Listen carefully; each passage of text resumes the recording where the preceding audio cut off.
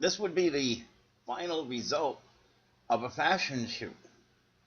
And even though Niaja is like a few weeks into being 18 at this point, even people this young have what we call imperfections.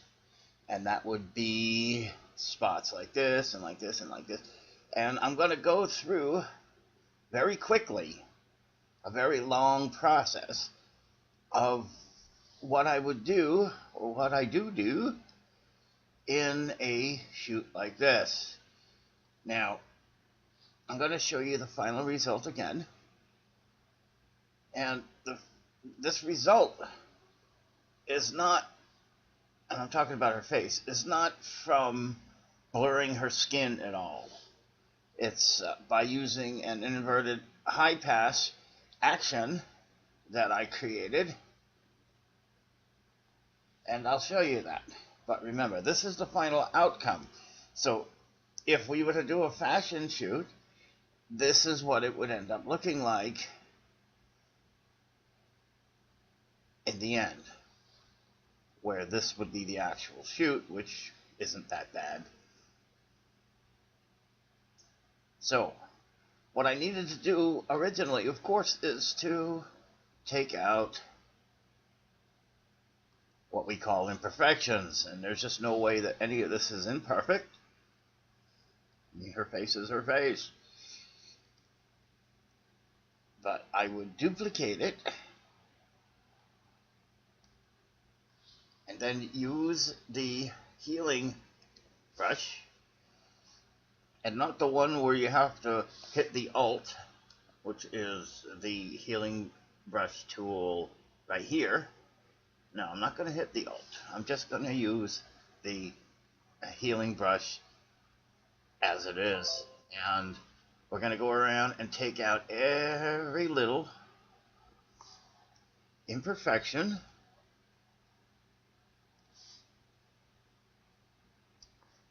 Like that. And I mean, we went through a lot, and I'm not going to go through each one of them because I already did it here. Now you can see here, if you look, at least around this area, all of the imperfections that were taken out. You should see them be blinking and stuff.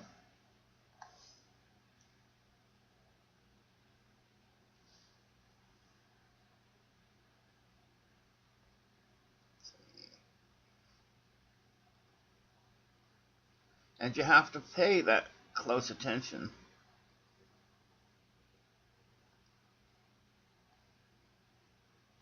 When you're doing a fashion type shoot. And then I used the inverted high pass filter. I wonder why it looked a little blurry. It's because of that 105. It's better.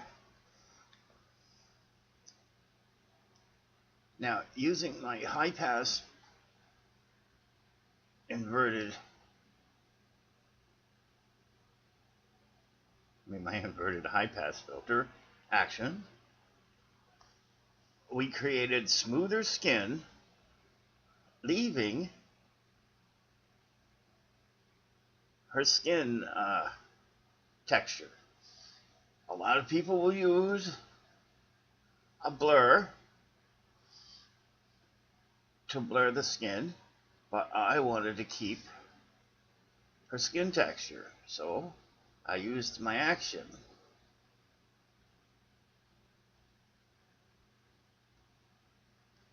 And then taking the result, the final result of that, I brought this into a blur, but not an iris blur.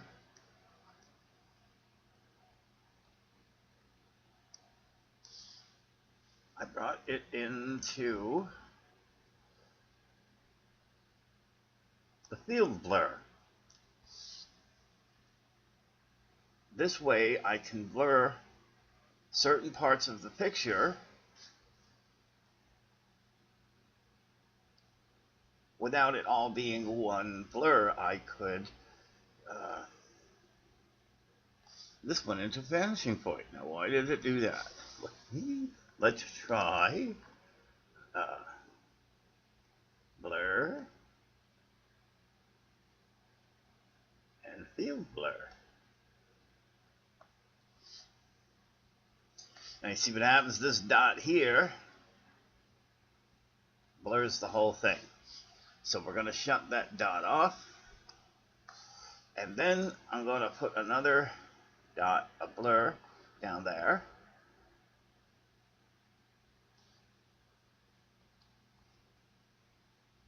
And then another one here. Another one here, so that the hair and the ears go blurry.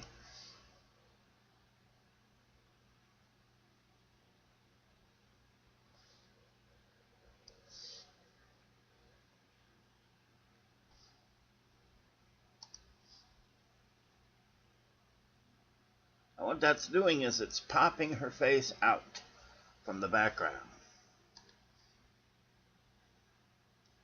Now this blur here, this blur point, makes her hair blurry in the top of her forehead. So we'll put another blur point there and turn it down. And watch her hair come out. So now there's a straight sharpness going all the way down to about here. Of course, you can adjust these, but I like them as they are. But if we wanted to, we could blur the bottom a little more by pulling that over. We'd have to do the same thing here.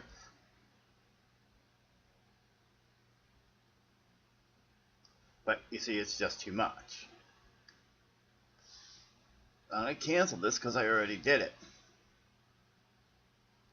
on this layer. As you can see, the blur isn't that much. The original photograph, the background was blurred anyways, because that's the way I shot it.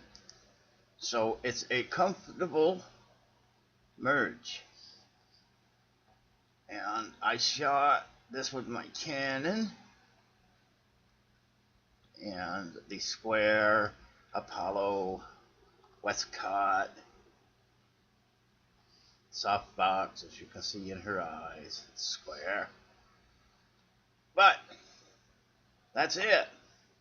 So how this looks in the end is how you will get your fashion portrait done.